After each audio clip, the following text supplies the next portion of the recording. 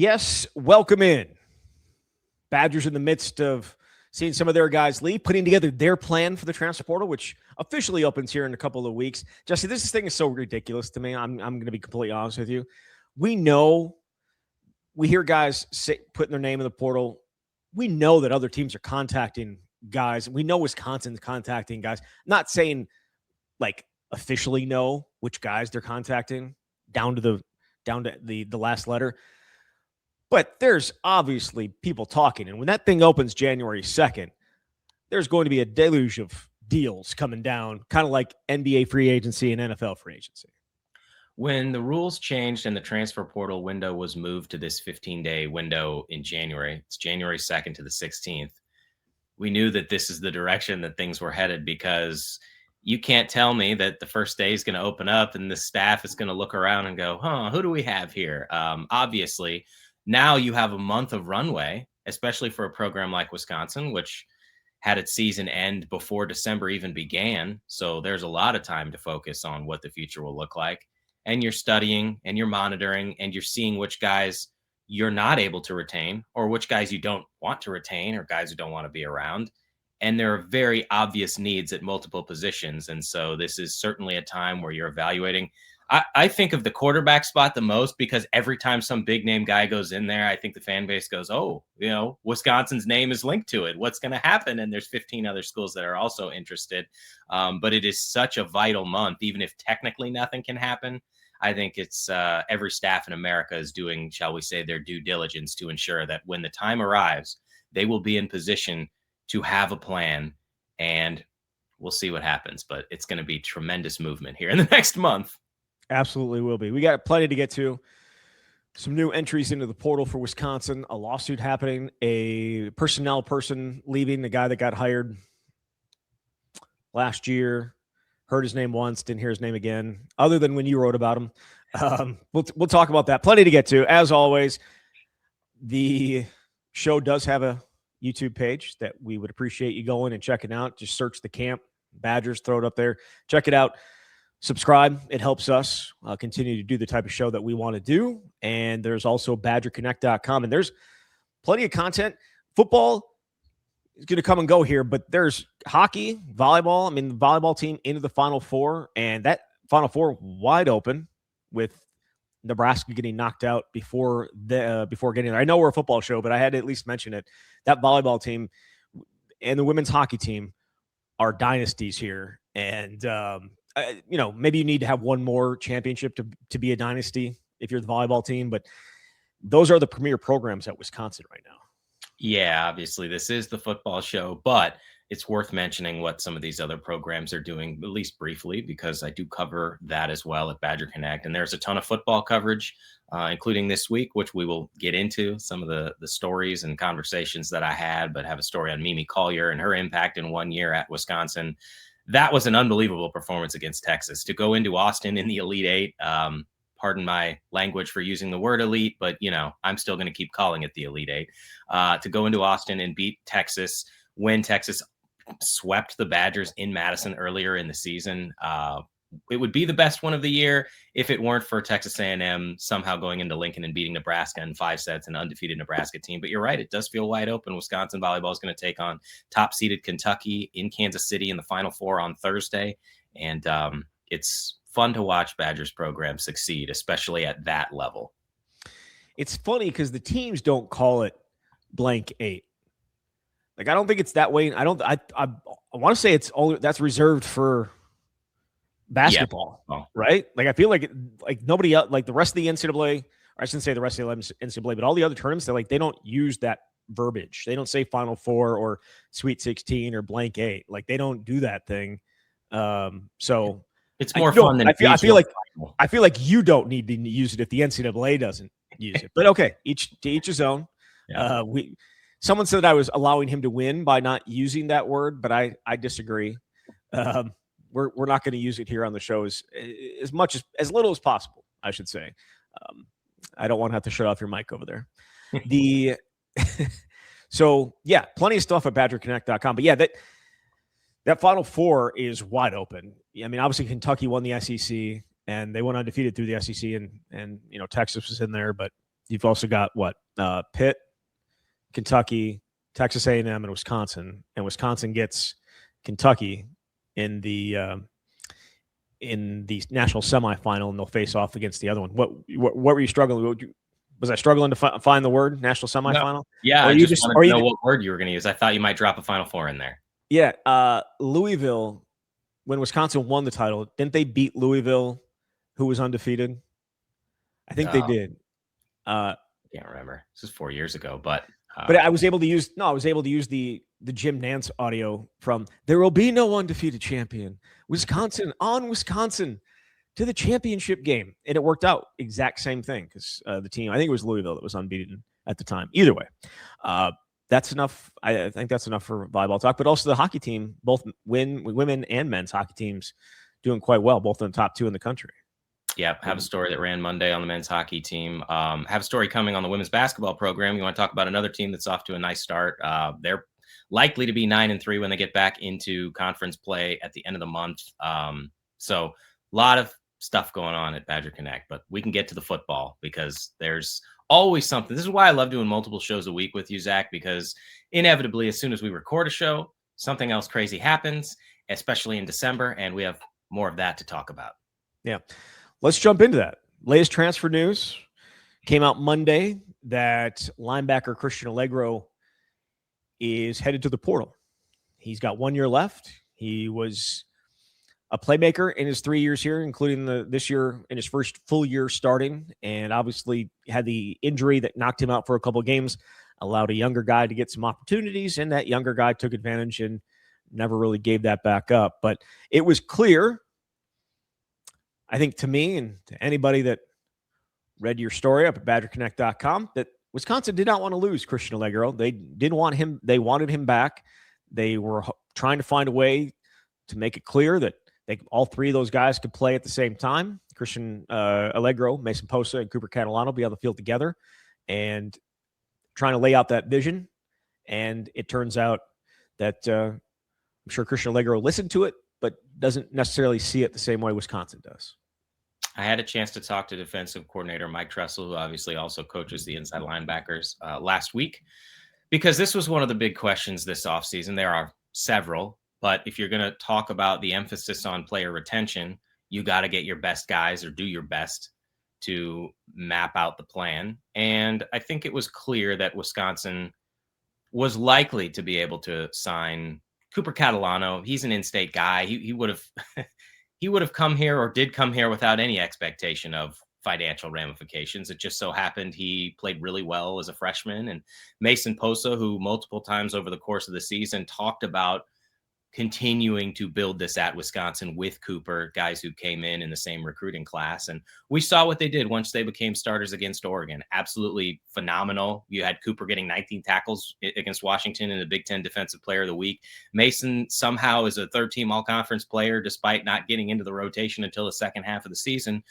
But Christian Alliegro had great value to this defense. And so Tressel wanted to lay out what the plan would look like at a time when it was unclear whether Alliegro would ultimately end up signing with Wisconsin. And so what Mike told me, at least the plan, was we have to get our best guys on the field. And I have a plan to make sure that all 3 of them are on the field together. And the way that he laid it out was he viewed Christian as somebody who could occupy the will linebacker role, which is a weak side linebacker, and that's the role that he occupied when he was healthy a year ago. So there wouldn't have necessarily been changes to that. He viewed Cooper as what he called a true middle linebacker. And then what I thought was interesting is how he viewed Mason Posa's role, because he would have been the one whose role I think shifted the most from down to down. He said he'd be a rover or X linebacker, which is someone you could put opposite Alliegro, but can do a bunch of different things. And we saw what he was capable of. And he said he felt like Mason would have embraced and really loved that opportunity to try and wreak some havoc in a variety of ways. I think it's easy to say that now. And I have no doubt that all 3 would have found their way on the field. They all started together against Illinois, and that happened to be a game where all of them played 40 plus snaps. But you were also going to play a fair amount of nickel. And so what does that look like? and what would third down look like. And at a certain point, you probably have to make decisions about how to utilize all of them. And even if the plan was to have Christian on the field a lot, I think it made a lot of sense for him to evaluate this and say, wait a minute, these two freshmen, they got a lot of publicity. They're very clearly a big part of this future. And the role that I had before those guys really came in, because he broke his arm against Ohio State, ended up finishing that game, but then missed a couple of weeks. And then against Indiana, when he returned, played 9 snaps, and even against Minnesota, played 17 snaps. Now, Tressel said that part of that was trying to protect him and wasn't indicative because of the injury and wasn't indicative of what his role would be next season. But I think it made a lot of sense for Christian to think like, I was the man here. I did a lot of really great things, and I can't be sure that I'm going to have the same role, or maybe I'm not willing to be a part of this 3 linebacker rotation. And I want to go somewhere where I can be that guy, and certainly don't fault him for ultimately making that decision. No, and I think he's going to be a sought-after person in the portal. I think that's absolutely the case. He's going to end up with a good team, and I think he's going to end up having a good spot. It just happens to be that Wisconsin has 2 guys. Specifically, put Cooper out of this because he's a middle linebacker and like a true – that's who he is. He's not going to be a guy that you're going to want to walk to the edge and have him doing a whole bunch of different stuff. He's a Mike, and that's his spot, and that was never Christian's spot. Christian's spot was the will. And you have Mason Post coming in here and playing it really, really well, but he's going to go find someplace and play a lot of snaps and probably play really, really well and get paid. And it's hard to knock him for that, considering the unknown of what this would have all looked like. I will say, like I think there's a lot of this idea that they were asking Christian Alliegro to move outside and like play edge. And that's not the case. That was never the case. They want him to continue to play the position that he wants to play, which is will. It just so happens that, and they were going to move Mason Posa. They were put him into this other role. The thing is, how often were they going to go 3 linebackers? Now they did in the first half of the season play like half their snaps with 3 linebackers on the field, according to your article, which I read a number of times. And so they had played 3 linebackers quite a bit, but there's no guarantee that that's going to happen. And that's what we saw against Minnesota, which was a ton of, you said Christian Alliegro got 17 snaps. The game before against Illinois, he played 40 plus. So yeah. The injury thing doesn't really add up there for me. To me, it's more Minnesota and what they were putting on the field, forcing Wisconsin's hand into the spots or into the formations and personnel that would not have Christian on the field. And you would wonder if that would be the case quite a bit next year. And that's where I kind of see it from Christian's angle. But he was never asked to move outside in terms of, I shouldn't say not asked, but that was never the plan to move him outside and play him in the edge. Like some people saw like playing the Mason Reiger role. And that was never the plan, at least according to what Tressel said to you. That was never the plan and what was going to happen. Right. A few different things. First of all, with Alliegro, what Tressel said was initially on normal down and distances, first and second down, not third down, they had 3 linebackers on the field more than half the time is what he said. Probably should have read the article one more time. Huh? No, that's okay. But all 3 of them played together for a total. I had some advanced numbers in that story, but they were on the field together for a total of 41 snaps. And obviously, the roles changed significantly once Christian got hurt against Ohio State and he missed a couple of games. So it's not like there was a ton of opportunity for them to play together. They were really good at stopping the run when those guys were on the field. I think there were like, 23 carries or something like that for a total of 18 yards, or maybe it's 31. I can't remember what it was. 18 carries for 31 yards with a couple sacks. But ultimately, one thing I've heard a lot since that story came out is, well, so much for Wisconsin's offering money to retain players. That's not what this situation was. Christian Alliegro, I feel fairly confident in saying, was presented with a package that made sense financially. Like, if you say you want to keep somebody who's already been a starter, you have to put your money where your mouth is. I think Wisconsin did that, but it comes down more to his fit and his level of comfort in this. So wherever he goes, he's going to make money, but it's about what is my role going to be and having a certain level of certainty. Because again, I think there are plenty of players that come here and the staff says something and it doesn't ultimately work out. And he's in a spot where he's got one opportunity now to make sure that he puts himself in that spot. Obviously, from Wisconsin's perspective, it makes a lot of sense to want to share what this vision is before Christian leaves. And it would have been certainly beneficial for Wisconsin. And Tressel said, we feel like we can help him get to that next level, to be an NFL guy. Like, we don't want to not have him on the field. But you're right, Zach. I think there was a degree of uncertainty about, okay, well, how many snaps would I get if all these other guys are on the field? And how often would I not be out there if you've got a different package? So that's where Wisconsin is. And now it seems pretty clear based on some other moves that they're going to have to look at the portal at inside linebacker. They do have junior college signee Taylor Schaefer, but right now there's 6 scholarship inside linebackers, unless you're going to move some outside backers around. Yeah. So Tacker Curtis was the first one to hit the portal. Then it was Christian Alliegro, and then it was Antoine Turner, who is a guy that came from, was it Western Carolina? Western Carolina. And we talked about him last spring as a guy that was going to play. It felt like he was going to play. And then Mason Posa showed up in the fall and jumped up the depth chart very, very quickly. Cooper Catalano was already here, but he just never played, never played.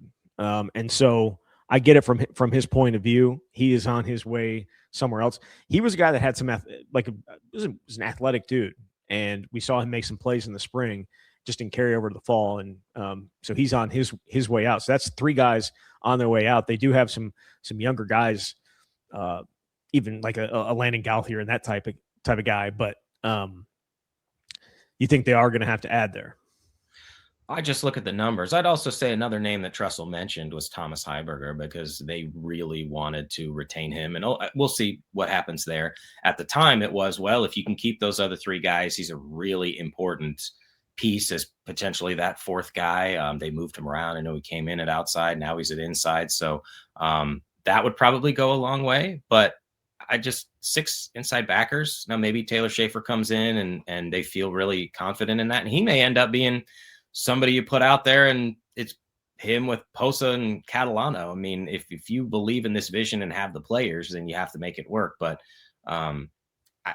there's so many scholarships available, and I just wonder if at inside linebacker they're going to add. But I also think there's the potential to add at outside linebacker, because Tressel mentioned that when I was asking him. You can't deny the productivity guys who aren't here anymore had in Daryl Peterson and Mason Reiger. They combined for 17 and a half TFLs and 11 and a half sacks. And so if you can find somebody who can add productivity, you do that there. But I continue to say basically every position I think they're going to evaluate and see if they can add, especially when you consider how many they're losing. Yeah, again, the problem trying to add an inside linebacker, just like it is at running back sometimes, and is the young guys in front of you. Mm-hmm. Who's going to want to come in and be like, all right, well, there's Mason. It's very similar to Christian Alliegro situation, where it's like those 2 guys aren't going to come off the field. Those guys are like, where's my playing time going to come from? And so many guys are transferring because of playing time, and to come in here and have to potentially not get that playing time again, that's going to be a tough sell, I would assume. But again, that's their job. They have to figure out a way to get guys that want to play. So, right. Yeah, I don't know. I think it's a loss. I don't know if it's clear that they wanted to keep him. Some people are like, oh, it's no big deal. It's no big deal. It's a big deal. They went out of their way to get it out there publicly that they wanted him back. That they don't do that for just some rando off this, some random guy that's not going to play a lot of football. He was going to play a lot of snaps, and now they don't have him. Yeah, a couple things in my story that I wanted to mention, just because I think it highlights what Alligro's value was. And I understand a lot of these numbers come from before Posa and Catalano were a part of this. But this is from True Media, that Alliegro, through the Ohio State game, which was the game when he broke his arm, he was one of only 2 Big Ten players to account for at least 10% of his team's total tackles and 15% of his team's total sacks. Michigan State's Jordan Hall was the other. Wisconsin's defense allowed a 3rd down conversion on only 32% of its snaps when Alliegro was on the field, and 48% when he wasn't. And they were playing some good teams before Alliegro got hurt. And then the last thing is Wisconsin's run defense. They allowed 0.6 yards fewer per rush after contact with Alliegro on the field than when he was off the field. And so that all those things may make your head spin, but ultimately they're just different ways to measure what his impact was when he was on the field. So Wisconsin would have loved to have kept him, but they're not going to be able to. And now they have to move on and figure out what that plan looks like. Do you still want to put 3 of those guys on the field if you've got a third, or do you just roll with Posa and Catalano for the vast majority of snaps? And they got a lot of things to figure out here. Yeah, I mean, I think holding on to Thomas Heiberger is very important now. He did announce last week that he had signed with an agent or an agency, and so I would assume Wisconsin's working with them, and probably some other teams working with him as well to see if they could potentially get him to go to their school. Either way, I think it's important that they hold on to him. He's another young guy that has has 3 years left, just like Posa and Catalano, that could be here for the long haul. And if you're trying to decide between Christian Alliegro and Mason Posa and Cooper Catalano and Thomas Heiberger, when you look at how many years they have left, you always take in this case, they wanted all of them, but it was clear that the top 2 priority was Posa and Catalano, and then Christian Alliegro. He's got 1 year left. The other 2 obviously have 3 left. So that kind of makes sense. What? No, disagree or? Yeah, I think the negotiations were perhaps more prolonged with Alliegro. If they could have signed him first, I guess that would have been great for them, but it made a lot of sense with the other 2. So you say the years don't matter? No, they do. The potential that they have down the line, because like Christian Alliegro is not that far off of. Go ahead. Sorry. No, I mean that is fair and that is reasonable, and I also think I put this in a mailbag, but Wisconsin's also in win now mode, and that doesn't mean that Posa and Catalano can help you win right now. I think it's nice to think about what 2 years will look like, but if you don't win right now, you're not going to have that opportunity. If they could have signed Alliegro sooner, I think they would have. I'm saying if it's close, yeah, you're taking the younger guy. Like if they're close in terms of like talent, and I think they are, those are the priorities. And then obviously Christian Alliegro is there as well. Look, they're not. Yeah, we don't need to dive into how desperate they were to try and keep him. I think it's pretty obvious. But the fact is, he's moving on. He's not the only one. Since we last had a chance to talk, several guys have entered the portal, including Jake Renfro, who is trying to get is it 6th or 7th here? This would be a 7th, trying to get another medical red shirt or medical hardship waiver because he's missed multiple years because of injury. Feel horrible for him. He's had a rough go of it. Obviously, he's going to do it somewhere else other than Wisconsin. Wisconsin has a need at that spot, though I know you thought Ryan Corey is ready to step in there. I'm just looking at who the options are. Okay. But yeah, I think people might look at this and say, oh, this is just indicative of you can't keep him or he's jumping ship. He's been at Wisconsin for 3 years. Every season of his college career, he's played for Luke Fickell because he started his career at Cincinnati. I'd love to know what the conversations entailed, whether the staff felt like he was going to be a part of the plan or whether Jake just said, I need a fresh start. Jake politely declined to talk about it, which is certainly well within his right, but wanted to give him an opportunity and try to glean some insight into how this went down. Ultimately, if he could have gotten another year and if he could stay healthy, which has always been a huge if with him, you'd love to have a guy like that. But now Wisconsin's going to move on without him and try to figure out what to do at center. I have to imagine that's another position that they're going to evaluate when it comes to the transfer portal, unless they're super confident in Ryan Corey. And we should also say, don't even really know what the plan is because now they have a new offensive line coach, Eric Mateos, and hopefully we can hear what his vision is soon, even though he doesn't probably know these players very well. So won't have a full indication on their skill set in person until we get to spring practice. Yeah. I think the only other one that's gone in since our last show was Angel Toombs, the tight end turned outside linebacker, walk on from Milwaukee. Otherwise, it's been quiet since Tretch. Yeah, though we're not done yet. Yeah. It's not. Yeah, not done yet. unfortunately for Wisconsin. But this is also the time of year when that stuff happens, Zach. Like, you're not hearing about people transferring in because you can't do that yet. You haven't taken any visits. So it's going to feel like it's mounting. And I mean, I guess there's a part of me that thought there'd be more people that you would have heard from by now. But again, this is still that phase where it's retention. It's maybe guys have already made their decision and don't want to put it out there publicly yet. But this is the time when you're only hearing about people leaving. To your knowledge, what is Wisconsin's, like, what are they doing right now? What are they, do they focus on certain guys first and then go to the secondary guys? Like, how are they working to retain guys? Well, I know that, like, because they did this a year ago, though the situation was different because there was no revenue sharing plan that had been approved. Think about the Xavier Lucas situation, but you're presenting. Those are right. memos of memorandum right. of understanding, right? Yeah. MOUs, memorandum of understanding. So you don't have that anymore. But I think it's initially, at least the first couple of weeks, it's having discussions with players or their representatives about what's going to work. Here's how we slot you in financially. And then there's probably a back and forth about, well, I think I'm worth more. And at a certain point, you either say, okay, we agree, or this isn't going to work for us. But that is basically what the retention phase is. I can't speak to, like, whether they have a big board and say, here's our top 10 guys we have to evaluate, or whether they go positionally and say, this day we're going to do quarterbacks, this day we're going to do running backs.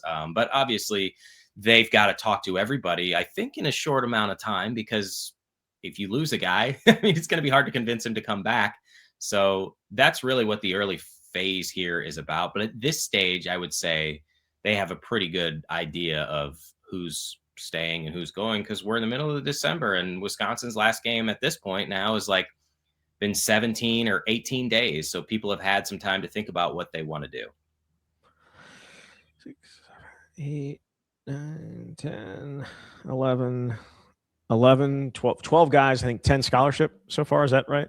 That have gone, that have left?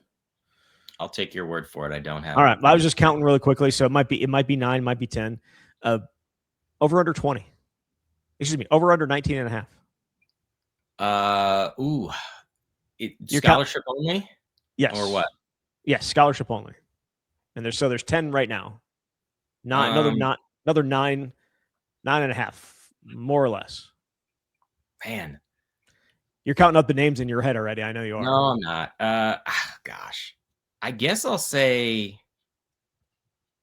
oh man. Over? I don't know. I mean, this one's tough because we're already into the middle of December, and I feel like guys want to get their names out there so there's as much time as possible. This is tough, because if you go positionally, like, I think I'd be surprised if certain positions you continue to lose. But well, let's go positionally. Quarterback. Obviously, you would think Billy Edwards Jr. is going to enter the transfer portal here at some point. Oh yeah, I didn't think about him. Yeah, I guess if he can get the medical hardship waiver, which he probably will be able to. Yeah, I mean, just judging it on when Luke was asked about him at the signing day press conference, have you had talks with him about the future? And his only answer was, yeah. I think I said this at the time, but I felt like he had more to say on that. And then someone asked a question like right away after it.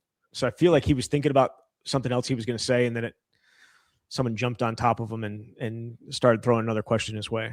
It wasn't you, so it's not like I'm saying it was you. I'm just saying I can just remember to the left of the room somebody saying something. But so one at quarterback. We know not all 3 running backs. I mean, there's just way too many guys coming back. There's not all 3 of those guys are coming back. Tight end is an interesting one because Lance Mason, and we'll talk about that in a second, is part of this lawsuit that's trying to get an injunction to play a 5th year. And he was in court. Well, he wasn't in court, but the case was in court yesterday. They're asking for an injunction that will allow them to play until this can play out.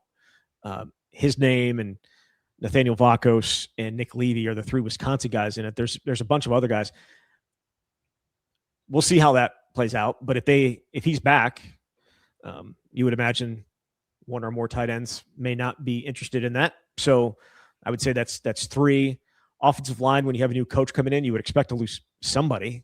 Yeah, or that one's 2. an interesting one. That one is really interesting just because there's so much young talent. A lot of that young talent was recruited by AJ Blazik, but also a lot of opportunity to play, at least for some of them. So I'll be very curious to see what that line looks like when you get to spring practice.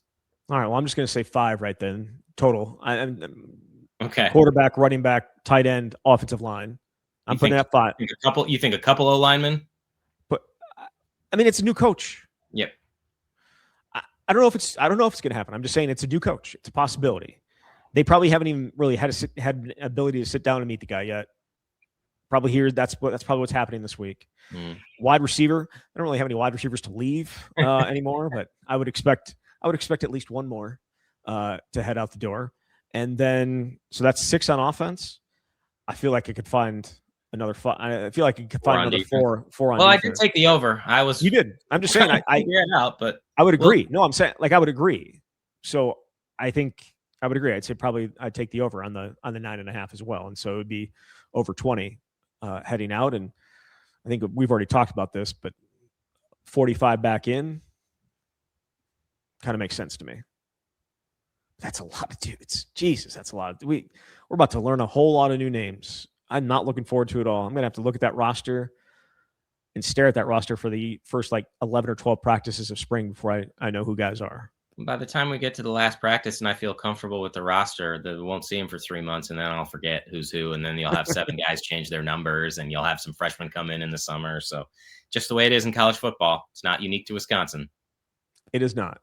All right. Anything else you wanted to hit on the transfer portal? Oh, a couple of big names entering the transfer portal, not Wisconsin-wise, but at least Big Ten worthy, at least one of them, with Dylan Raiola headed to the portal after a couple of years at Nebraska. They fired his uncle, former Badger Donovan Raiola, who was the offensive line coach there for a long time, and also a very famous Badger because he was demonstrative, I would probably say would be the word I would use with him. It's like a 3-year starter, and just an absolute, the guy that you would love to have on your team because he just, and a guy you don't want to see in the back alley. That's how I would describe him. He was fun to watch if he was on your team, but echo of the whistle, I think would be one of those guys that he's one of those type of guys. But that said, he was a legacy there. His obviously Dylan's dad played there, and Dominic, who went on and played in the NFL for a very long time, and now he's looking for a new home. That's a tough hit for Matt Rule. They have another true freshman in TJ Lateef, who has been fine this year filling in for Dylan, but Dylan's going to go make some money. He's going to make a lot of money. You would assume. It's not like he was perfect these first 2 years, but he was much better this year than last year. And I think if he ends up on a team with a whole bunch of talent and a really good offensive coordinator, what would be hilarious is if he went to Texas Tech. Because everybody, that or just following him, Patrick Mahomes steps even more, and just and then having to tear. He's probably going to try and tear his ACL next year as well. It's just going to be insane. So that's him. DJ Legway, the former 5-star quarterback down at Florida, is headed to the portal as well. Things did not work out nearly as well for him as he probably was hoping when he went down there, but ton of talent. He's going to get paid quite a bit as well. There's Cincinnati's quarterback, Brendan Sorsby, who was he not the quarterback at Indiana in 2023? Yeah, he started his career at Indiana. Was he the quarterback that beat Wisconsin? Oh, I don't remember. I don't think so. How about you? I mean, he was there. You want me to filibuster here while you look at it? I was going to say that. Yeah, I was going to ask you to do that. I just think every time there's a big name quarterback who it comes out is going to go to the portal, you try to find, is there a link to Wisconsin in some way? This is what it's going to be like when you're in the market for a quarterback who can potentially elevate your program. He was the quarterback when they beat Wisconsin. There you go. What were his numbers? 19 of 31, 186 yards and a touchdown. Also had 14 carries for 8 yards. Okay. He was not the story of that game. I mean, he was fine. He was not the story of that game. Wisconsin's offense and just its ineptitude was the story of that game. And shocker. That's been the story of the game. That's been the story of Wisconsin for largely 3 years now, but especially this year. But yes, he was the quarterback that year for Indiana when they beat Wisconsin 20-14. Their first Big Ten win. It was their only Big Ten win that year, I believe, but also like their first in like 2 years. Yeah, that was bad. They'd been 2-21 over their previous 23 Big Ten games, but different Indiana now. They've turned it around a little bit. They've turned it around since that day back in 2023. Yeah, that's crazy. Either way, yeah, he's out on the market. He's going to make a ton of money. He was really good for Cincinnati this year. I think he's at least going to explore the NFL area. I just think it is funny though. You're right. When any big name quarterback or any quarterback for that matter hits the portal, it's trying to find a connection to Wisconsin. Did you know that Jeff Rhymes was among the recruiters for DJ Legway when they were trying to see they're trying to get him at Baylor? So he was the secondary recruiter, according to 24/7. I have no idea if that's actually the case. I don't know how accurate those things are, but he was a secondary recruiter. So maybe put DJ Legway in the bag as well among guys that obviously Wisconsin's going to clearly be going after. There's been a lot of talk about how much money it's going to take. How much do you think it's going to take? How much money is Wisconsin going to be paying their quarterback next year? Well, this is pure speculation. Yes, absolutely speculation. 2.5 plus, 3 plus. The market keeps going up. Like it's the premier position. It's the one that you have to get to generate excitement. But more than that, it's not just the excitement. It's you need somebody who can come in here and elevate this offense. And so if you've got the money to spend, that's where it has to start. So I just don't know what the market looks like relative to other programs. I think everyone's going to overspend because not everyone's going to get the return on investment, but Wisconsin has to hope that it finally happens for them. It's funny.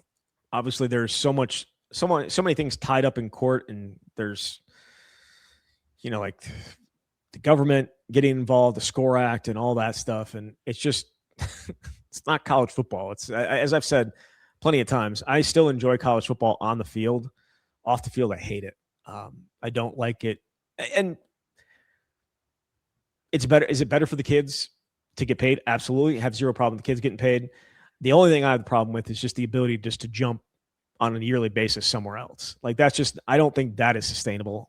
And I don't think I think that's horrible for the game, because learning your guys' names and them leaving like 3 seconds later, it's just, that's not college football. That's not even professional football. Right? Like you sign these. Yeah. Either way. You even had the president chiming in talking about 14 mil or whatever Bryce Underwood got. And he goes, you just can't do that. You just can't do that. And I would agree. You can't just give to a high school quarterback we have no idea if he's going to be any good or not. It's, I would say, frustrating on a very significant level. But we kind of already talked about this. We'll hit on it just real quickly here. A bunch of guys, including 3 Wisconsin players, potentially looking to try and get an extra year, and they're trying to get an injunction from a court to allow them to play a 5th year because they didn't redshirt. They, Lance Mason, Nick Levy, and Nathaniel Bakos, none of them redshirted. They believe they should have 5 years to play. There is at least a push for that. The NCAA has even talked about it at times. Not yet, but at some point, 5 years to play 5 years. And I kind of agree with it. But these guys are trying to get an injunction so they can do it next year. And I don't think Nathaniel Bakos won't be back at Wisconsin. Levy might be.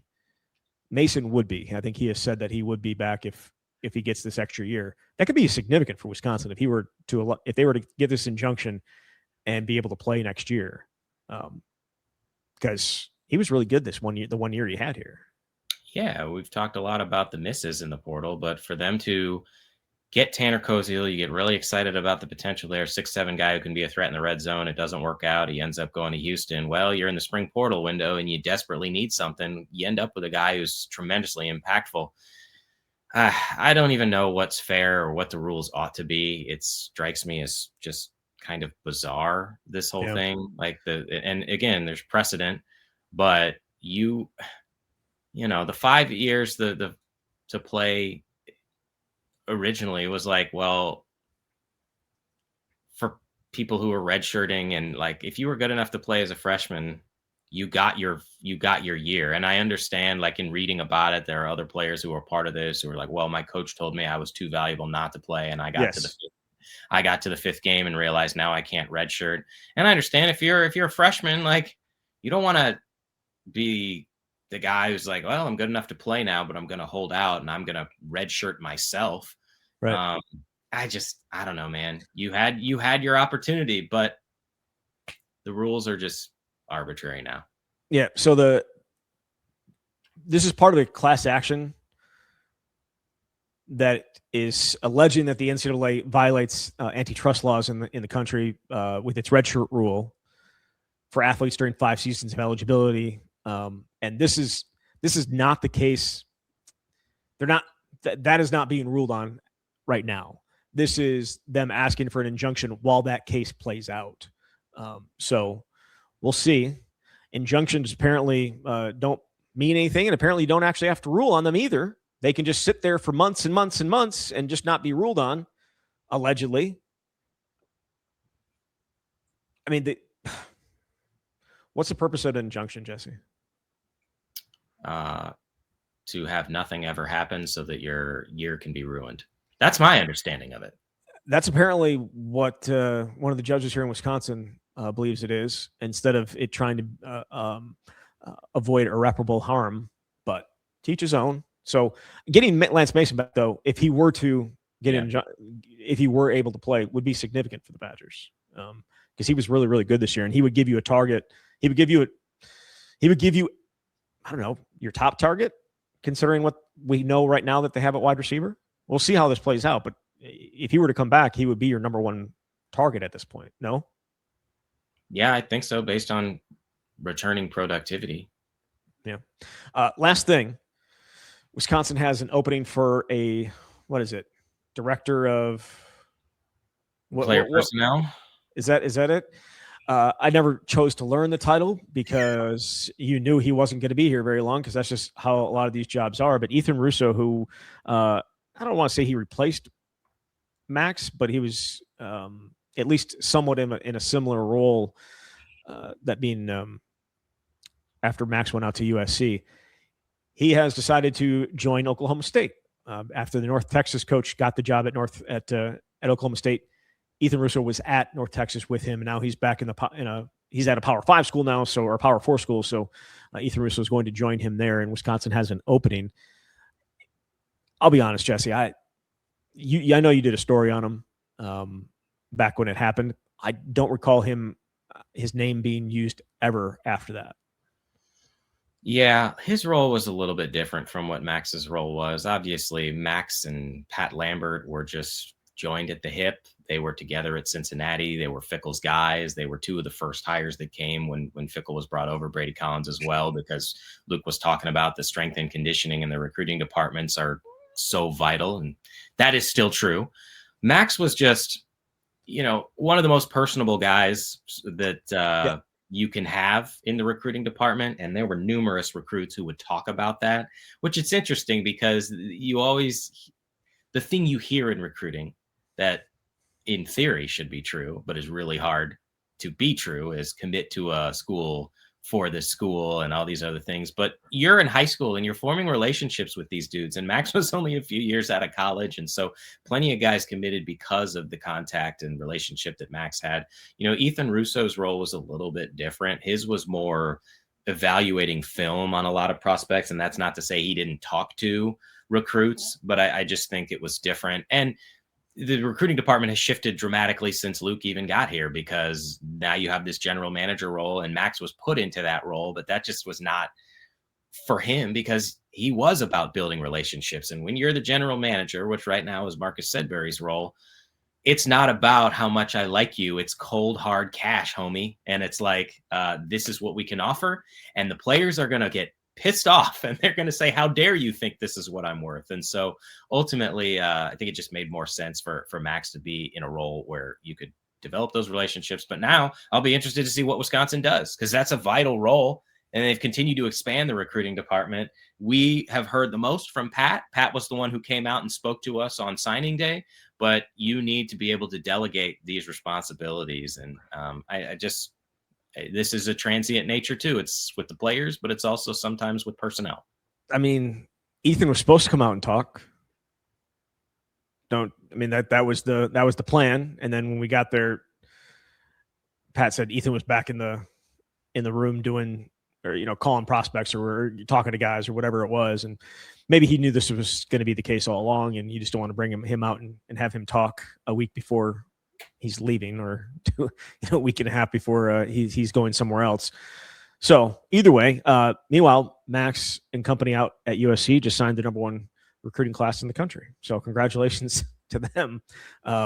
They certainly spent in their recruiting department like they should get the #1 recruiting class every year. So, I mean, kudos to them.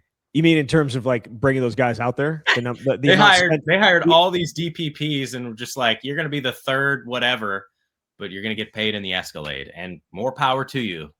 You're going to get paid a ton, and we're going to have a ton of money to give to the players as well. Yes. Because that's what it comes to. I mean, that we can be, let's be fair, you can be the greatest recruiter in the world, best guy ever. It's going to come down in more often than not, especially with top guys, to how much are you paying me and where can I play? Yes, I talked about how the recruiting department as a whole has evolved, but even just how you recruit. And I think Pat spoke to this a little bit. Sometimes you can say, well, the relationship won out, and that stuff still matters, but it doesn't matter the way it used to, because the relationship doesn't pay you. And so it's all part of what recruiting is now. It's just a lot different than what it used to be, but it's here to stay. It absolutely is, unfortunately. Well, I shouldn't say it. Eventually, there's going to be some guardrails in place, and there's going to be only so much money that can be. What am I talking about? There's always going to be ways to get around it and get money to the guys that you want. So either way, we'll be back later this week. Perhaps have some more guys to talk about and look ahead to January 2nd. Jesse, thank you very much. Thanks, Zach. Talk soon. All right, there he is, Jesse Temple from Badger Connect. You've been listening to The Camp.